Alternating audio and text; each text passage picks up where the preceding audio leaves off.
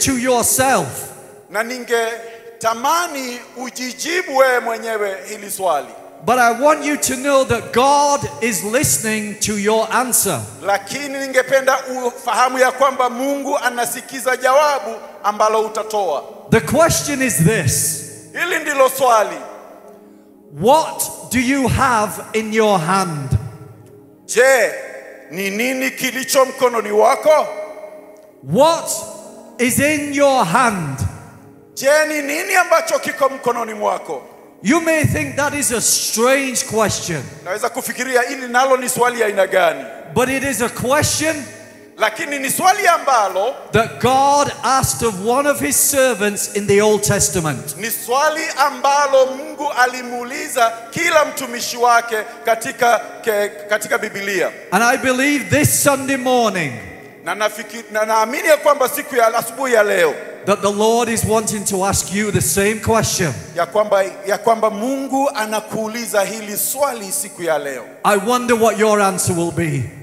Na je, nashangaa, najiuliza jawabu lako litakuwa lini? If you have a Bible, turn to the book of Exodus. Ukiwa na Biblia yako, tafadhali enda kwenye kitabu cha Kutoka. The third chapter, chapter 3 of Exodus. Ni katika kitabu cha Kutoka mlango wa 3. I'm going to ask my dear brother Paul, who has come with me from the United Kingdom. Na ataniuliza nisome na nitasoma kwa Kiingereza. If he will read from verse number 13.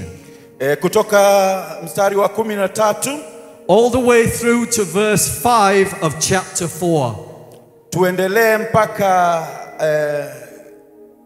mlango wa 5, verse 5 of chapter 4. Mlango wa 4 mstari wa 5. Exodus 3 verse 13. So this is Exodus 3 verse 13 through to chapter 4 verse 5. Tumalizie katika chapter 4 verse 5. Please read if you would. Hallelujah. And I will read. Then Moses said to God, if I come to the people of Israel and say to them, the God of your fathers has sent me to you. And they ask me, what is his name? What shall I say to them? God said to Moses, I am who I am. And he said, say this to the people of Israel, I am has sent me to you.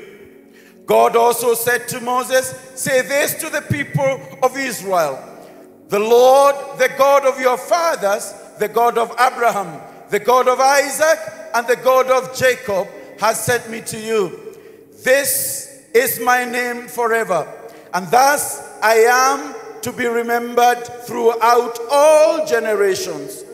Go and gather the elders of Israel together and say to them, the Lord, the God of your fathers, the God of Abraham, the God of Isaac, and the God of Jacob has appeared to me, saying, I have observed and what has been done to you in Egypt.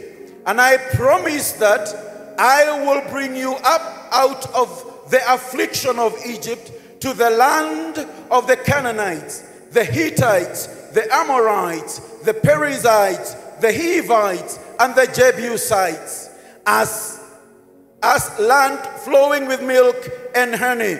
Verse 18.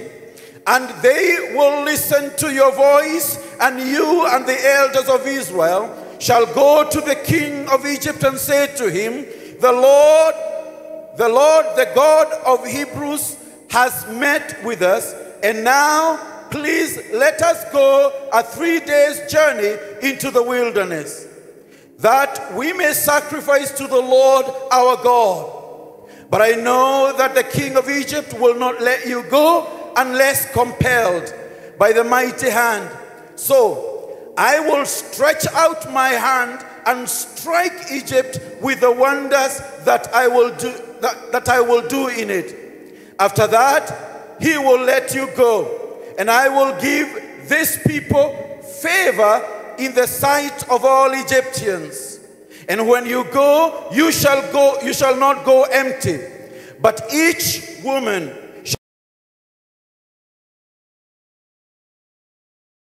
shall ask of her neighbors and any woman who lives in a house for silver and gold, jewelry, and for clothing. You shall put them on the sons and on your daughters, so you shall plunder the Egyptians. Chapter 4 and verse 1. Then Moses answered, but behold, they will not believe me or listen to my voice. For they will say, the Lord did not appear to you. The Lord said to him, what is that in your hand? He said, a staff. And he said, throw it to the ground. So he threw it on the ground, and it became a serpent. And Moses ran from it. But the Lord said to Moses, put out your hand and stretch it by the tail, and catch it by the tail. And he put out his hand and caught it, and it became a staff in his hands. Verse 5, that they may believe the Lord, the God of their fathers, the God of Abraham, the God of Isaac, and the God of Jacob has appeared to you. We thank God for his word. Amen. Tunamshukuru Mungu kwa ajili ya neno lake.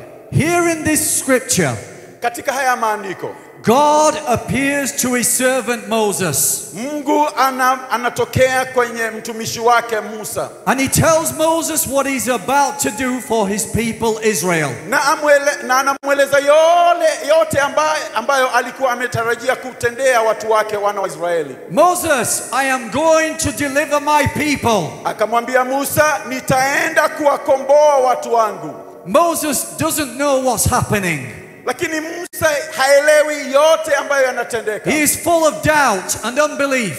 Katika moyo wake kuna tashwishi na haamini. And so God has to deal with Moses. Na ndivyo sababu Mungu ikambidi kutenda kazi kwa Musa. And he says to Moses the question. Na akamuuliza maswali mawili. What is that in your hand? Akamuuliza Musa, je, ni nini hicho ambacho ki mikononi mwako? See, God had a task that he intended to be completed. Kwa sababu tazama, Mungu alikuwa na kazi ambayo alikuwa anatarajia Musa aimalize. And today, in our day and generation, katika nyakati ambazo tunaishi sisi wenyewe, there are things that God wants doing for his kingdom. Kuna mambo ambayo Mungu anatazamia na anatarajia yafanywe katika ufalme wake. And I have good news for you. Lakini niko na habari njema kwako. It is not always just to the preacher on the platform. Si tu yule mhubiri ambaye ako kwenye madhabahu. It is to each and every one of us. Lakini kwa kila mmoja wetu ambaye ako hapo. God wants to use you for his purpose. Mungu anakusudia kukutumia kwa ajili ya kusudi zake. Does anybody believe that this morning? Je, kuna ambaye anaamini hivyo siku ya leo? It may not be a nation. It may not be a nation. Yawezekana haitakuwa ni taifa nzima. But there are people out there.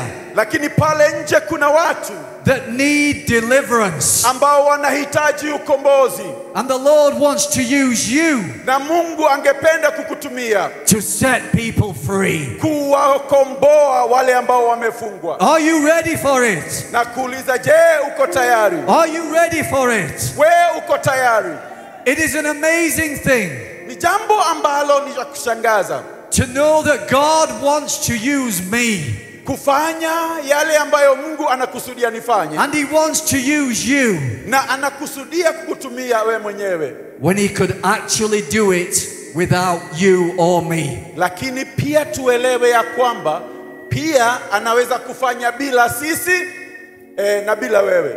But he wants you and me to partner with him. Lakini angependa sisi na yeye tushirikiane. When God asked Moses this question, wakati Mungu alimuuliza Musa hili haya maswali, Moses was struggling with who God is. Na Musa alikuwa na shida kuhusu huyu Mungu ni nani. And he was struggling with the call upon his life. Na alikuwa na shida kuhusu ule mwito katika maisha yake. For the task that God wanted Moses to do, na kukamilisha ile jukumu ambalo Mungu alikuwa nalo kwake. He had already set everything up. na kutazama ya kwamba Mungu kwa yale ambayo alikuwa anakusudia Musa afanye, alikuwa ameweka mikakati katika kila hali. God had put everything in place.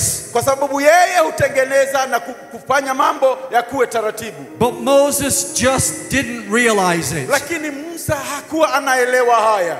And it's often the same with you and me. Na mara nyingi inatendeka vile kwako na kwangu pia. God asks to use us in some way.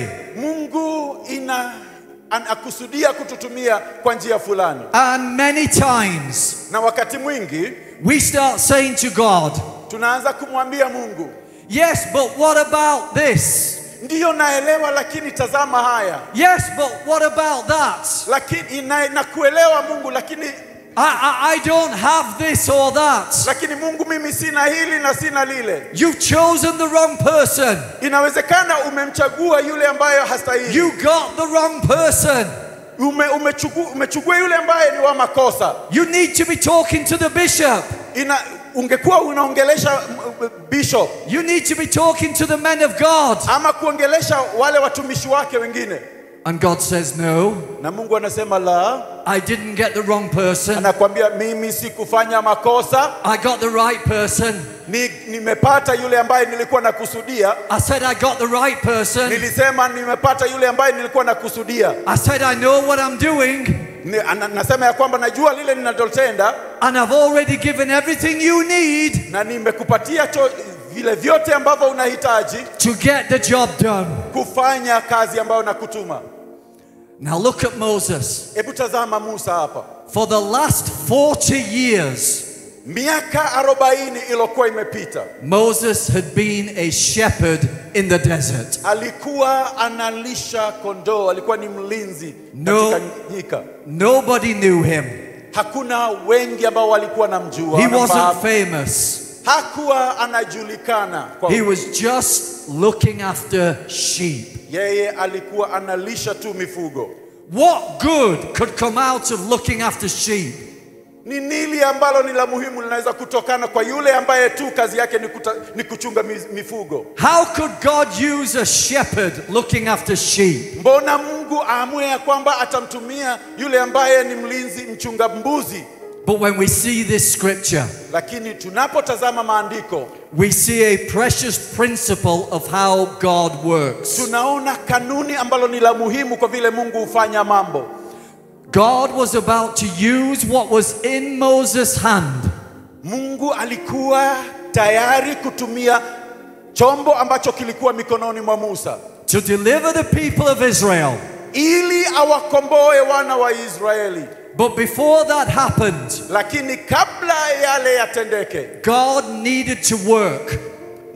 Mungu ilimbidi kumfanyia Musa kazi on Moses' identity and his character. Katika ile hali ya kujitambua na hali ya utendakazi katika maisha yake. Maybe this morning, labda siku ya leo, you know you have the call of God on your life. Unajua ya kwamba uko na mwito ndani ya maisha yako. You know God is moving in your heart. Unajua ya kwamba Mungu anatembea, ananena, anafanya kazi katika maisha yako. But you're wondering why you are in a desert. Lakini unashangaa mbona mimi niko kwa nyika. You are wondering why I am looking after sheep. Mbona kazi yangu inakuwa ni kufuga mifugo. Let me tell you why this morning. Wacha nikwambie ni kwa nini siku ya leo. God is simply preparing you for the task ahead. Ni kwa sababu katika ile nyika Mungu anakutayarisha kwa kazi ambayo anakutuma kwake. Do not despise the desert experience. Amen. Tusidharau yale ambayo tutayapata kwenye nyika. Do not reject the wilderness experience. Na tusiyakatae yale mafunzo tunayoweza kupata katika nyika. I said it is God that has put you there. Ama ni Mungu alikuweka pale. And when he has prepared you, na yale ambayo amekutayarishia, when he has worked on your character, akishamaliza kukutendea kazi, when he has put firm foundations in you, wakati ameweka misingi ambayo ni thabiti katika maisha yako, then you will come out of the desert. Alafu utatoka kwa ile nyika then you will come out of the wilderness hapo ndipo utatoka kwa ile nyika and you will be ready. na utakuwa tayari. You will be anointed. Utakuwa umepakwa. You will be equipped Utakuwa rafiki wake. for everything God has for you. Utakuwa tayari kwa kila jambo ambalo Mungu anakusudia kwako. I'm here to declare this morning, Na nikueleze siku ya leo, there are some people that I am looking at, hapa kuna watu ambao wanatazama sasa, and you have been in a long wilderness time. na labda hali yako ya kuwa kwenye nyika imekuwa ndefu kabisa. But the Lord sent me to tell you this morning. Lakini Mungu alinituma kwako nikueleze siku ya leo. I said the Lord sent me from England to tell you this morning. Nasema ya kwamba Mungu amenituma kwako nikueleze. You are coming out of your desert. Unatoka katika ile nyika. You are coming out of your wilderness. Hivi punde unatoka kutoka ile nyika. God says the time is now. Na Mungu anasema huu ndio wakati. Somebody say amen. Mtu aseme amina. Hallelujah. Praise the Lord. Bwana asifiwe. Moses' years of looking after sheep were not wasted. Ile miaka Musa alitumia kuchunga zile mbuzi na kondoo hazikuwa bure. Let me tell you the things that God developed in the desert. Wacha nikwambie baadhi ya mambo ambayo Mungu hutayarisha katika hali yetu ya kuwa kwa nyika. While Moses was looking after sheep, wakati Musa alikuwa anatazama yale mifugo, he would have developed patience. Alikuwa anahitimu katika hali ya kuwa mvumilivu. How many know that when you look after sheep, je, wangapi wanaelewa kazi ya kulinda kondoo? you need to have some patience. Itakubidi kuwa na uvumilivu. They don't always do what you want them to do. Manake hawatendi kulingana na vile wanaamrishwa. They don't always go where you want them to go. Si kila wakati ambapo wanaenda pahali wanaelekezwa. That's why you need the staff. Na ndio sababu unahitaji ule mti. And that's why you need the patience with the sheep. Na uvumilivu ukiwa na kondoo. So when God starts to use you to affect other people, hivi kwamba Mungu akishaamua kuanza kukutumia kubariki wengine. I have learned in my life. Nimesoma na maisha yangu. And I'm sure the bishop sat on here on the front row. Na ninafahamu ya kwamba bishop na wengine ambao wamekaa hapa will also know that with people you need patience. Jambo moja wanaelewa ya kwamba wakati unafanya kazi pamoja na watu unahitaji uvumilivu. But then listen to me. Lakini hebu nisikize. God has been very patient with me. Mungu amekuwa mvumilivu sana kwangu binafsi. And he has been patient with you. Na pia amekuwa mvumilivu kwako mwenyewe kwa mara nyingi. And you need to be patient with other people. Na pia wewe pia inakubidi kuwa mvumilivu kwa wengine. He would also develop in Moses. Pia alikuwa atengeneze katika hali ya maisha ya Musa while looking after the sheep. Katika ule kipindi cha kuwatazama kondoo, gentleness. Ule upole. When you are looking after sheep, wakati unapolinda kondoo, it is no use beating them all the time.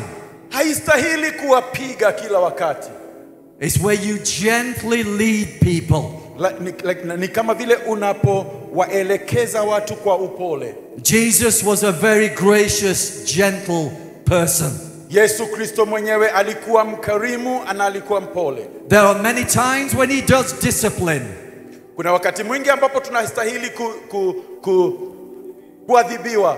But there are many other times when he is so gentle with me. Lakini kuna wakati pia ambapo ashakuwa mpole kwangu.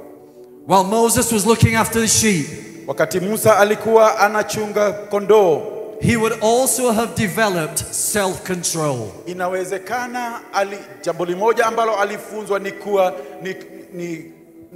na hali ya discipline. Discipline. There would have been There would have been times when Moses could have got angry with the sheep. Unawezekana kuna wakati Musa angekuwa amekasirishwa na wale kondoo. But at those moments he would develop self-control. Don't do that, Moses. Lakini ule wakati wa kulisha kondoo, Mungu aliweka ndani yake, alimfunza hali ya kuwa mvumilivu. All of these characteristics and others, haya mambo haya hizi hali za ubinafsi, haya mambo ambayo Musa alisoma, God had developed in Moses during the 40 years. Mungu aliyaelekeza, aliyatenda, aliyaweka katika maisha ya Musa wakati wa kipindi chake cha jangwani. That now equipped Moses to do the task God wanted. Na haya ndiyo yalimwezesha Musa kufanya ile kazi ambayo alikuwa ametumwa kwake. The things that God has developed in you in the wilderness, katika hali ya nyika, yale mafunzo ambayo Mungu anakufunza, they are needed to support your ministry. Yanahitajika katika hali ya utendakazi wa kazi ambayo amekuitia, and your gifting and your assignment. Na zile karama na ile kazi ambayo amekutuma. I have seen over the years, nimeona katika maisha ambayo wakati mwingi ambapo umepita, people that have very good gifts and talents, watu ambao wako na karama ambazo ni za ajabu, but it all went wrong. Lakini kuna mambo ambayo alienda mrama, because these foundational things had not been developed. Kwa sababu hii misingi haikuwa imejengeka ndani yao. One minute they're here, one minute they are here, wakati mmoja wako hapa, showing such potential, wanaonyesha ambao wako na uwezo mkuu. The next minute they're gone. Na wakati mwingine unatazama wameondoka. Nowhere to be found. Hauwezi kuwaona tena. Because their character has not been developed. Na ni kwa sababu hizi karama hazijafanyika ndani yao. Billy Graham, the great evangelist, yule mwinjilisti Billy Graham, he said this statement. Alisema haya maneno. When wealth is lost, wakati utajiri unapopotea, nothing is lost. Hakuna chochote ambacho kimepotea. When health is lost, wakati hali ya kuwa na afya imepotea, something is lost. Kuna jambo ambalo limepotea. But when character is lost, lakini wakati ujasiri unapopotea, then all is lost. Yote sasa yamepotea. You need a foundation strong. Unahitaji msingi ambao ni imara. And that's what God is doing in each one of us. Na hivyo ndivyo Mungu anafanya katika kila mmoja wetu. Let's look at Moses' reaction for a minute. Hebu tutazame Musa alifanyaje. He reveals a perception of inferiority. Yeye katika vile alivo react, alionyesha ya kwamba hakuwa na ukamilifu, alikuwa na tashwishi katika menendo yake. In verse 11 it says, katika mstari wa 11 anasema ya kwamba, who am I that I should go to Pharaoh? Anauliza, nami mimi ni nani ili niende kwa Farao? It's the reaction many of us have today. Na hivi ndivyo kila mmoja, wengi wetu hufanya. But that shows a lack of who you are in Christ. Lakini hili linaonyesha upungufu ya vile wewe ulivyo ndani ya Yesu Kristo. And it shows a lack in the trust, your lack of trust in God. Na inaonyesha upungufu wa kumtumainia Mungu. And even though Moses is asking these questions, na hata kama Musa anauliza haya maswali, even though he's doubting what God wants him to do, na hata wakati anatashwishi kwa yale ambayo Mungu amemuita afanye, God shows himself still so merciful. Mungu bado anaonyesha ambaye wakarama kwake. In the next verse, verse 12, mstari ambao unafuatilia wa 12, God says to Moses, I will surely be with you. Mungu akamwahidi ya kwamba kwa hakika nitakuwa pamoja nawe.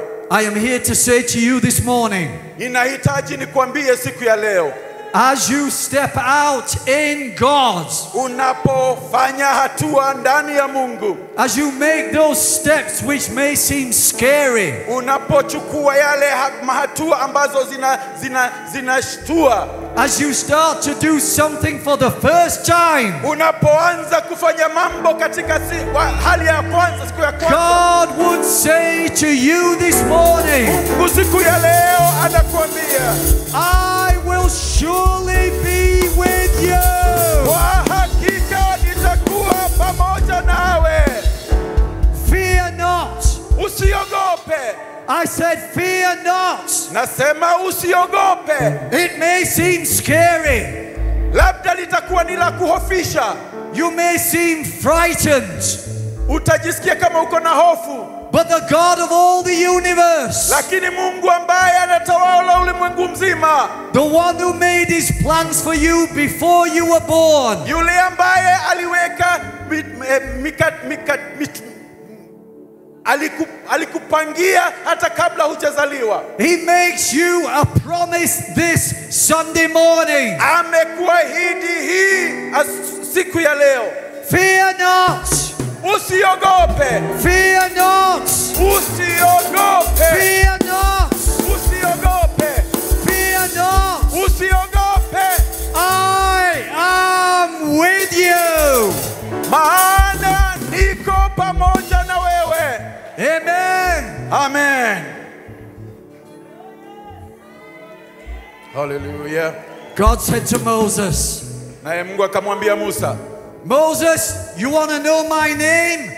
Musa, unastahili ujue jina langu. Do you want to know who I am? Unajua mimi ni nani? Then let me tell you. Kama unataka kujua mimi ni nani, wacha nikwambie. I am Alpha and Omega. Mimi ndiye mwanzo hadi mwisho. I am Jehovah Jireh. Mimi ndi Jehovah Jireh. I am the God from the beginning. Mimi ni Mungu kutoka mwanzo. I am the God at the end. Na mimi ni Mungu katika mwisho. I am the God who made you. Mimi ndiye Mungu aliyekuumba. I am the God who formed you. Mimi ndiye Mungu ambaye alikufanya. Moses, Musa, I am that I am. Mimi ndiye yule. I am that I am. Mimi ndiye yule. All of his names. Haya mengine yote. All of God's titles. Majina mengine yote ya Mungu. They can be summed up in this one phrase. Yametoka msingi wake ni hili maandiko haya maneno. Do you want to know who God is this morning? Siku ya leo ungependa kumjua Mungu ni nani? Then your answer is this. Hivyo inakubidi ufanye hivi. I am that I am. Sikiza hili ya kwamba mimi ndi yule. And that is all you need. Hayo ndio tu unastahili, unahitaji. That is all you need. Hayo pekee ndio unahitaji. That is all you need. Hayo pekee ndio unahitaji.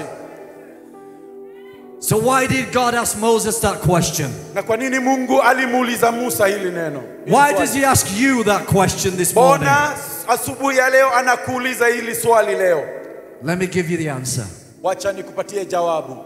It wasn't to find out something he didn't already know. Hakuwa anampatia hili jawabu ili ajue yale ambayo hakuwa anajua mwanzoni. God wasn't waiting to see what Moses had in his hand. Lakini Mungu alikuwa anakusudia Mungu atambue ni nini kilicho mikononi mwake. How many know God knows everything? Wangapi wanajua Mungu anaelewa kila jambo? He was asking the question. Alipokuwa anauliza hili swali, to draw Moses' attention, alikuwa anauliza hili swali amuelekeze Musa to what was already there. Kwa yale ambayo tayari alikuwa amepanga. What Moses needed, ile Musa alikuwa anahitaji, was already there. Ilikuwa tayari mikononi mwake. I said it was already there.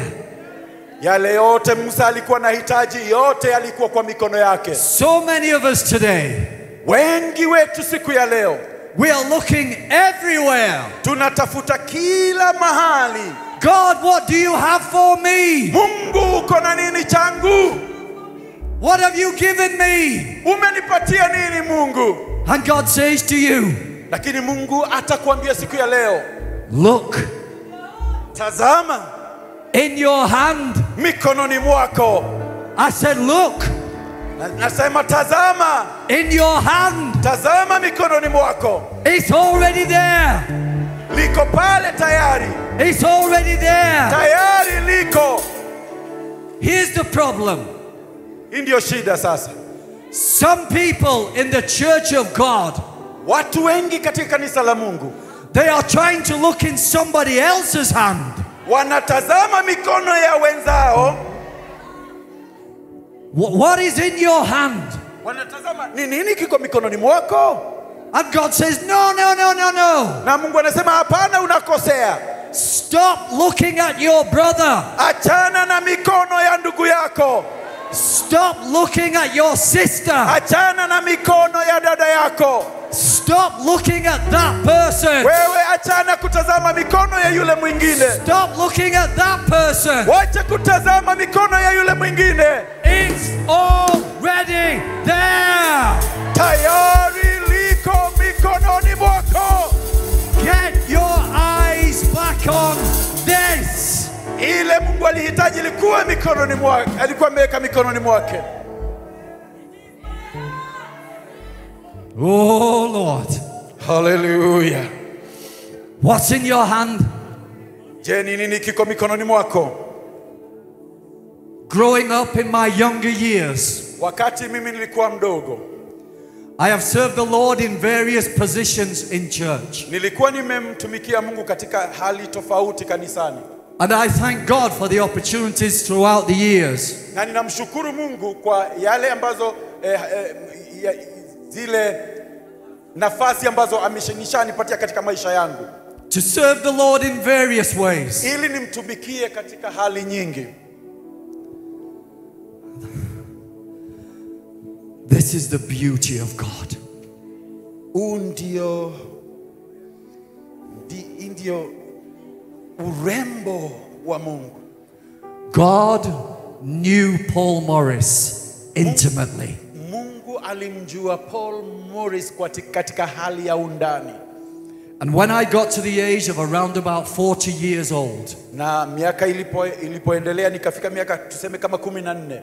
I knew there was still something I had not yet accomplished in God. Nilijua kuna jambo ambalo ninastahili kumfanyia Mungu. And I was asking the Lord, Na nilikuwa ninamuuliza Mungu, what am I supposed to be? ninastahili kuwa wapi mimi Mungu? Where am I supposed to be? Ninastahili niwe wapi? And at the age of 41 years old, Na nilipofikisha miaka 41, the Lord opened an opportunity Bwana akanipatia nafasi to go and study at university, kwenda kuwa mfunzi katika chuo kikuu, to become a teacher, ili niwe mwalimu, to teach adults computers. niwe nikiwafunza wengine mambo ya computers. And I couldn't understand why. Lakini mimi sikuwa naelewa ni kwa nini God miraculously opened this door. Mungu kwa njia ambayo ni ya miujiza akafungua huu mlango. 41 years old, going to university, why? Na nilikuwa najiuliza miaka 41 mimi niende chuo kikuu kwa nini? I completed that course. Nikamaliza ile course. I learned the skills of what a teacher has. Nikajifunza zile karama, ule uwezo ambao mwalimu huwa nao. And how to teach adults computers. Ya vile naweza kuwafunza wengine ambayo computers. And almost on the final week of my course, Na ilikuwa karibu ile wiki ambayo ni ya mwisho katika chuo kikuu, the Lord spoke into my spirit. ndio Mungu akaninenea katika roho yangu. And he said to me, Paul, Akaniambia, Paul, after 3 years of learning how to be a teacher, baada ya miaka 3 kujifunza hali ya kuwafunza wengine hali ya mashini hizi za computers, I am now going to use you to teach my people the word of God. sasa niko tayari kukutumia kufunza watu wangu neno langu. And suddenly I knew Na wakati ule Now I knew the reason why. Nikajua ni kwa nini aliniweka katika ile hali. Now I knew what was in my hands. Nikatambua ni nini lililo mikononi mwangu. And it is my greatest joy and delight. Na ni furaha yangu katika maisha yangu. To use what I have in my hands. Ninapotumia kile chombo ambacho Mungu ameniweka katika mikono yangu. To serve the kingdom of God. Kutumikia ufalme wa Mungu. And to teach people his words. Na kuwafundisha wengine neno la Mungu. Whatever strange path you may be on. Labda wewe umepitia njia ambayo ni tofauti. When God is ready. Wakati Mungu akiwa tayari. And when you are ready. Na wakati wewe ukiwa tayari. He will say to you. Atakunenea. This is what is in your hands. Hili ndilo lililo mikononi mwako. Now use it to deliver my people. Hebu litumie kuwakomboa watu wangu. When God gives you what he's given you. Wakati Mungu anachokupatia kile ambacho anakupatia. He will put his anointing on it. Hapo atakumiminia mafuta yake. And when he puts his anointing on it. Na wakati upako wake uko ndani ya juu yake. Your natural becomes supernatural. Hallelujah. Yale ambayo ni ya hali ya ubinafsi yanakuwa ni ya hali ambayo si ya ubinafsi, ni ya Mungu. God says to Moses. Mungu akamwambia Musa. What is in your hands? Nini kilicho mikononi mwako? And Moses gives the answer. Na Musa akampatia jawabu. It's just a rod. Akasema ni mti, ni kijiti. It's just a stick. Ni kijiti, ni mti. It's just a piece of wood. Ni kijiti tu. But God says, watch what that will be when I anoint it. Hallelujah. Naye Mungu akamwambia, hebu tazama nitakavyofanya wakati nikimwagilia mafuta. God would say to you this morning. Na Mungu anakuambia siku ya leo. That piece of wood. Hilo chombo, hicho kijiti mikononi mwako. That you think is nothing. Yale ambayo hicho unachofikiria si cha muhimu sana. Is about to take on a supernatural anointing. Hallelujah. Hivi karibuni kiko tayari kupokea upako ambao ni wa kutoka kwa Mungu. In Moses' hand it was nothing. Kwa mikono ya Musa ilikuwa ni chombo ambacho ni chombo cha kawaida. But in God's hand it became supernatural. Lakini kwa mikono ya Mungu kikakuwa na hali ya nguvu za Mungu. It's the same with you.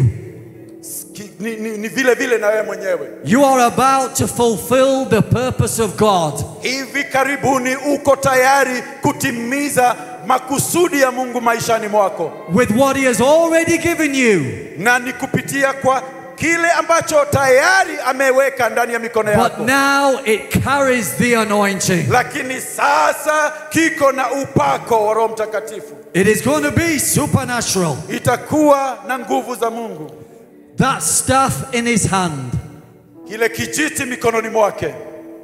Would be used to turn into a snake in front of Pharaoh. Kile kijiti kikiwa na upako kitatumiwa kugeuka kuwa nyoka mbeleni mwa Farao. That same stick.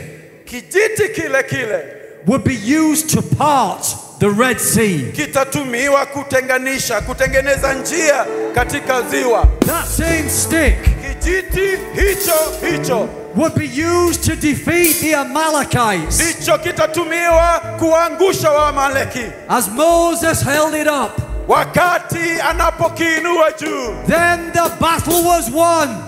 Vita zitashindaniwa. There are times when God kuna wakati Mungu simply wants you to hold up what you've got. Kuna wakati Mungu tu yale anakusudia ni wewe uinue ambacho ameweka mikononi mwako. Wakati ule, then the victory will come. Kuna wakati utakuja, ukombozi utakuja. Then the victory will come. Na hivyo ndivyo miujiza utakuja. Then people will see the supernatural of God. Na watu wataona utendakazi wa Mungu. In the Bible, katika Biblia, you will see there are others kuna wengine that also used what was in their hand. waliotumia vile vyombo Mungu aliweka mikononi mwao. You remember King David? Unakumbuka mfalme Daudi? When King David was a little boy, wakati alikuwa kijana mdogo Daudi, on one day, wakati mmoja God used David's sling, Mungu akatumia kile chombo and a stone, ile panda, chombo panda katika mikono mwake, to defeat the giant that opposed Israel. Ni kumwangusha yule jitu Goliathi. David was using what he had already used before. Daudi alikuwa anatumia chombo ambacho alikuwa ametumia tena. He used a sling to defeat lions. Ile panda ambayo alikuwa ametumia kuwaua simba. It was part of who he was as a shepherd. Ilikuwa ni baadhi ya vile Daudi alikuwa chombo chake cha kazi. And now God used it to defeat a giant. Na sasa Mungu anakitumia kumshinda Goliathi. Elsewhere in the Bible, pahali pengine katika Biblia, God used the jawbone of a donkey. Mungu alitumia ule mfupa wa kinywa kutoka kwa punda, in the hand of Samson, mikononi mwa Samsoni, to destroy his enemies. kuwamaliza maadui. And then in the New Testament, na katika Biblia Agano Jipya, God used a little boys.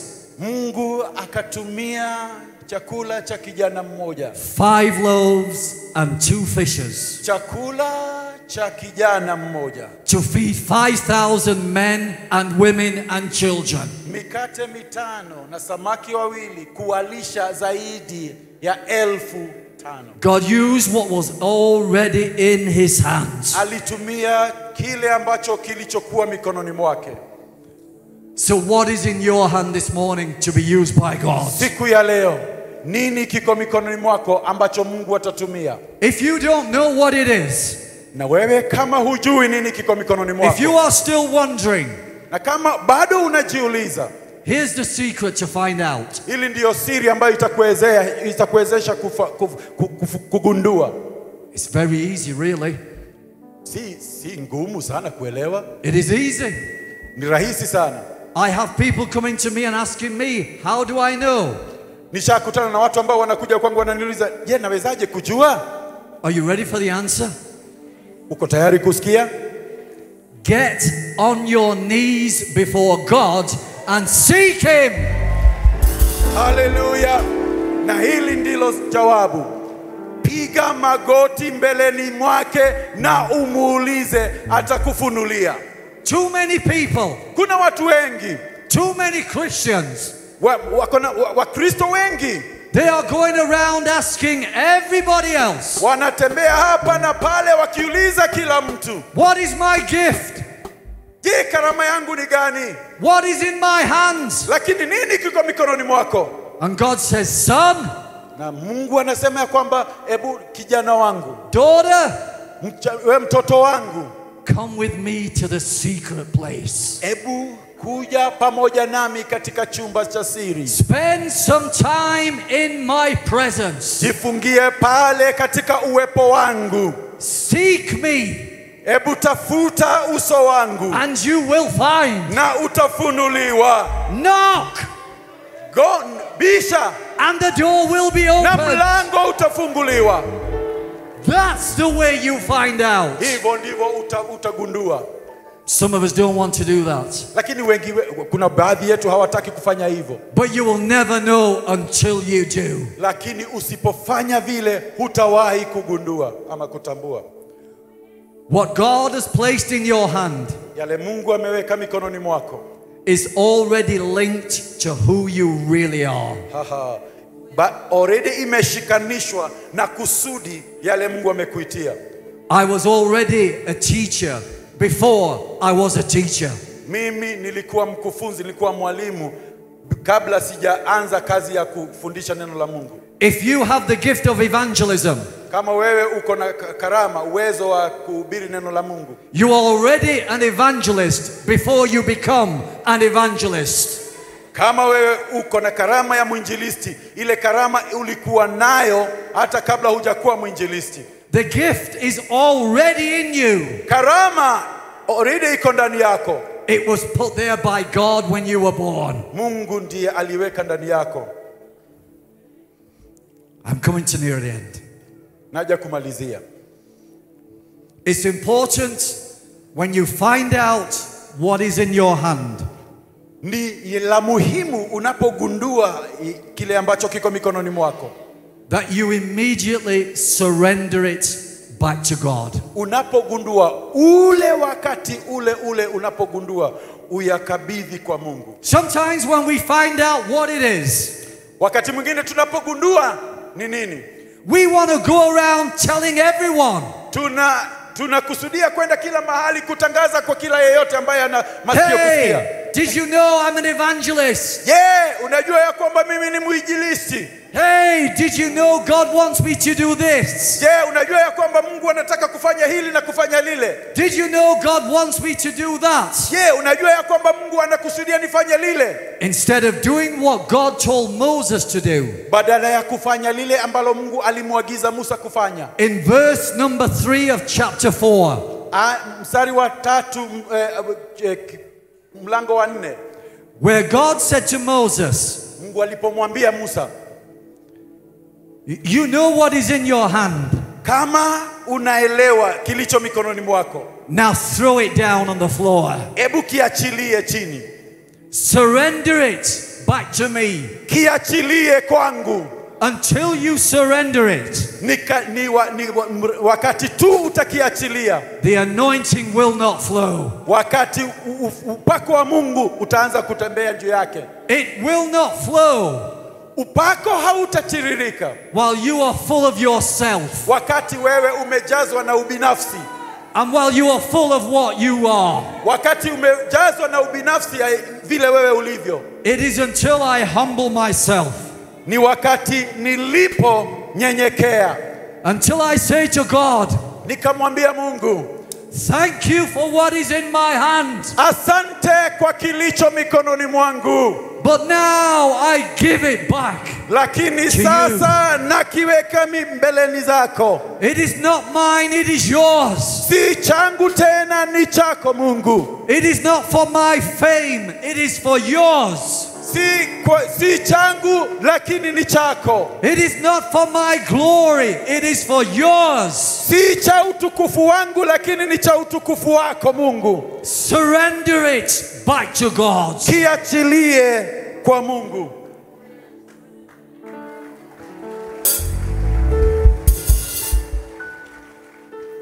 Lastly, tukimalizia, let me give you a warning.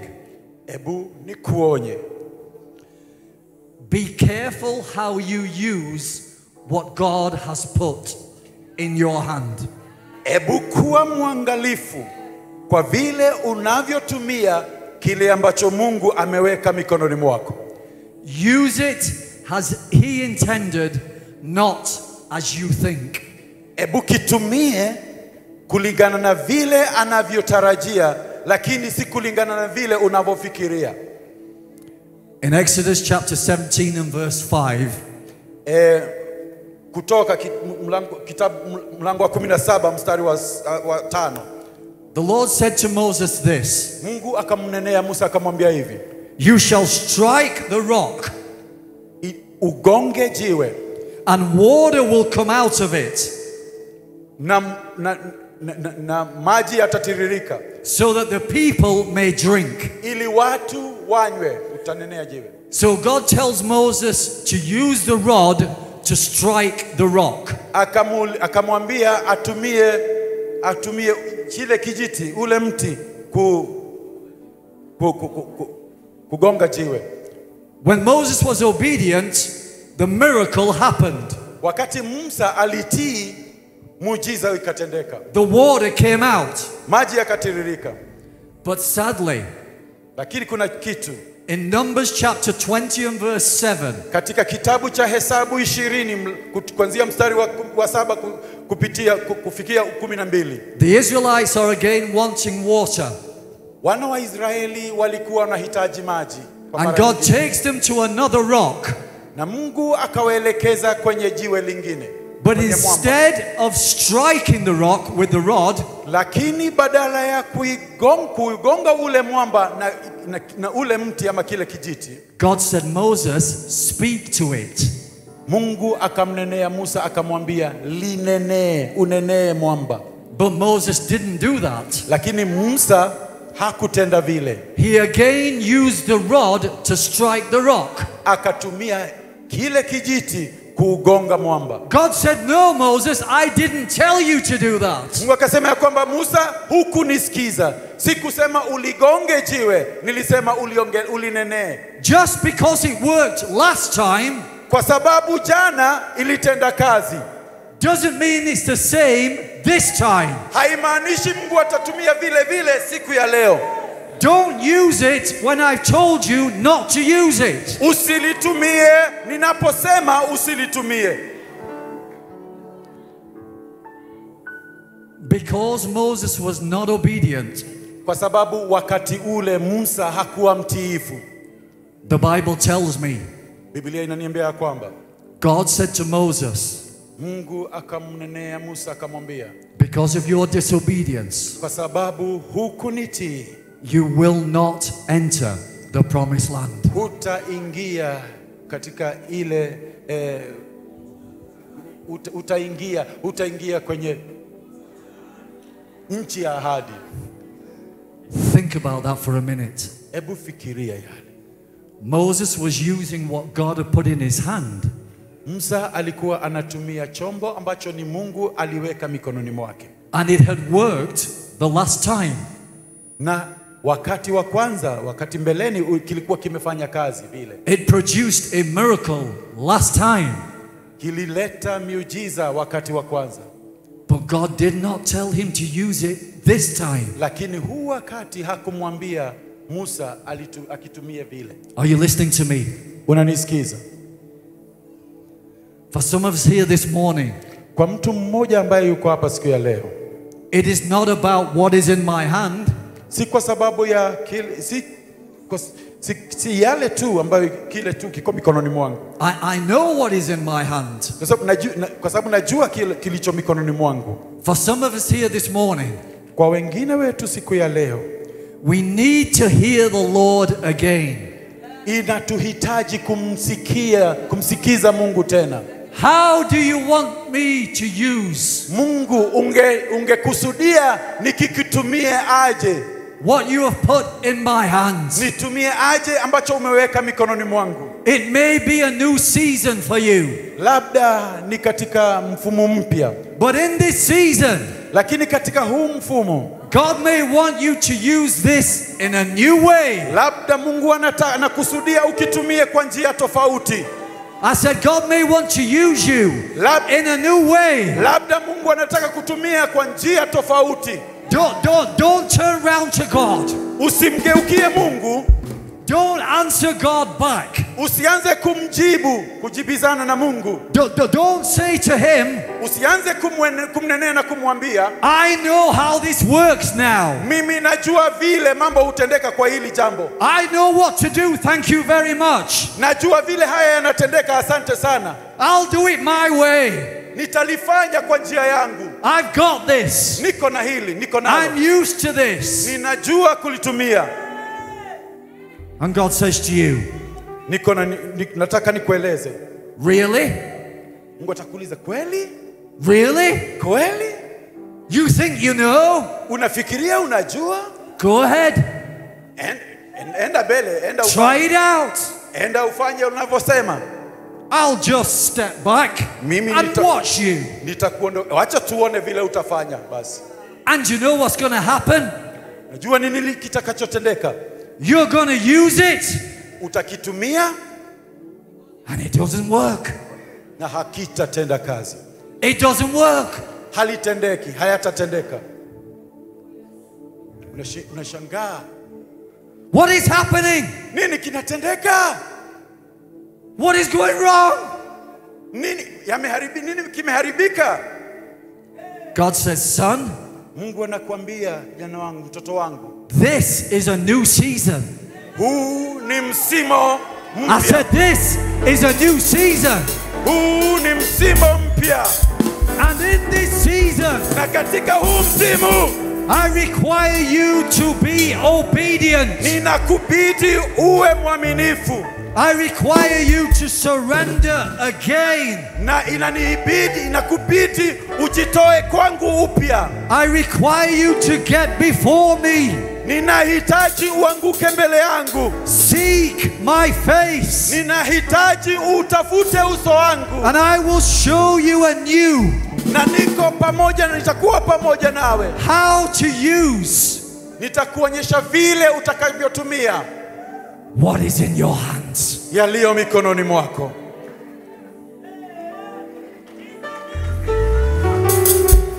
Hallelujah.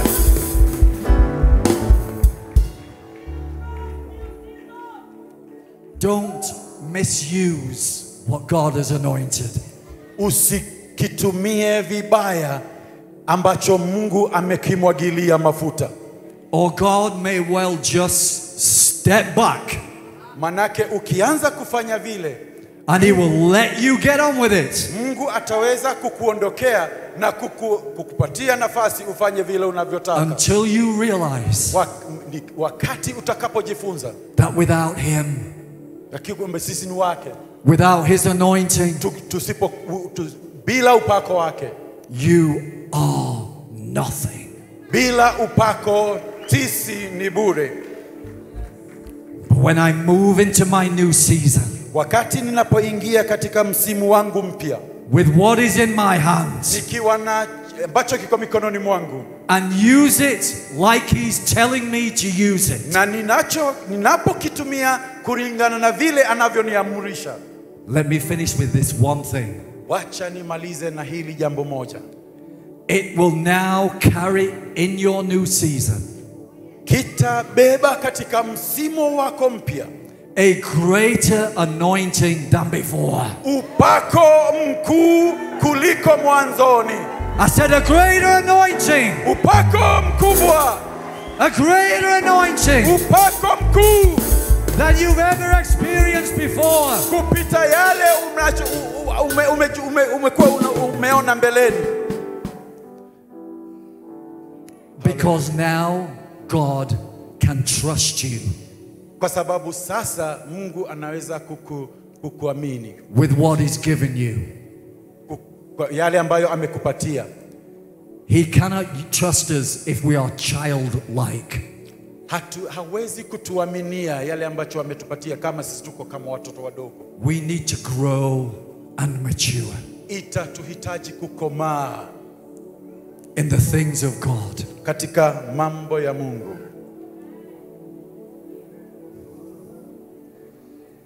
I pray this morning, naomba asubuhi ya leo, that there will not be a single person ya kwamba hakutakuwa hata na mmoja katikati yetu. In JCM this morning, katika JCM asubuhi ya leo, that does not know ambaye haelewi what you have been given in your hands, ambacho umepewa mikononi mwako, and who is willing this morning na siku asubuhi ya leo to say, Lord, na uko tayari kusema, use me, nitumie, anoint me, nipake, use me, nitumie, and anoint me, na unipake in the season you have for me, na katika msimu unifanye nikwe mtiifu. Amen and amen. Hallelujah. And amen. Amen. In Jesus' name.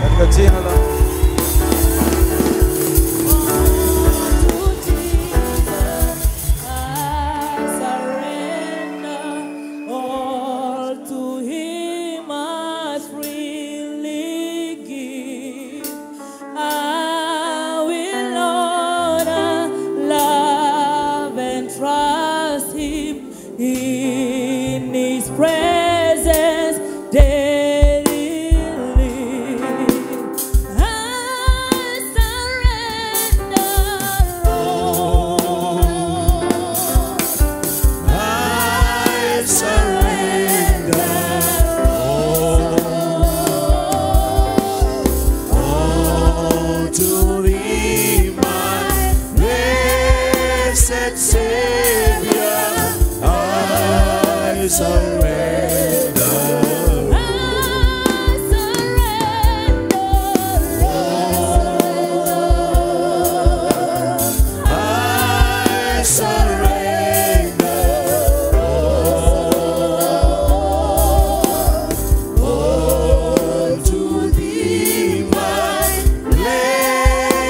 blessed